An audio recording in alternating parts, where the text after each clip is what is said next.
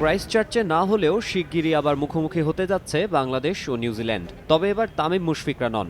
দেশের মাটিতে কিউই যুবাদের বিপক্ষে মাঠে নামবে বাংলাদেশ অনূর্ধ্ব-19 ক্রিকেট দল। একটি প্রস্তুতি ও 5টি একদিনের ম্যাচ খেলতে 10 এপ্রিল রাতে ঢাকায় নামার কথা ব্ল্যাক ক্যাপদের। পূর্ব নির্ধারিত 3 ভেন্যু থেকে সিলেটকে বাদ দেয়ায় কক্সবাজার ও চট্টগ্রামেই হতে যাচ্ছে পুরো সিরিজ।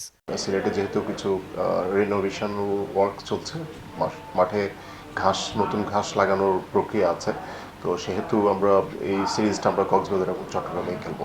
এই সিরিজকে সামনে রেখে টাইগার যুবাদের ক্যাম্প শুরু হতে এখনও বাকি 1 সপ্তাহের বেশি। দ্রুতই হবে দল ঘোষণা। তবে চলমান ঢাকা প্রিমিয়ার লিগে খেলা ক্রিকেটারদের মধ্যে যারা দলে সুযোগ পাবেন তারা যোগ দেবেন কিছুটা দেরিতে। যারা প্রিমিয়ার লিগে খেলছে তারা 5ই এপ্রিল পর্যন্ত তারা প্রিমিয়ার লিগে খেলার পারমিশন আছে তাদের। 6ই এপ্রিল থেকে আমাদের ক্যাম্পে জয়েন করবে।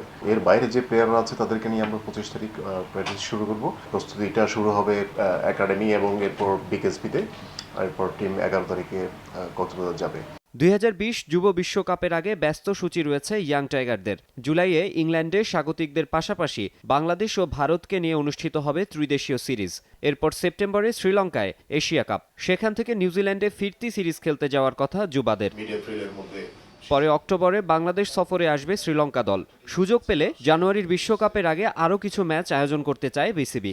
সব মিলিয়ে ওয়ার্ল্ড কাপের আগে যে প্রিপারেশনটা দরকার আমাদের, এই ম্যাচ এবং কি স্কিল ট্রেনিং যেটা দরকার, সবকিছুই আমাদের পরিকল্পনার মধ্যে আছে।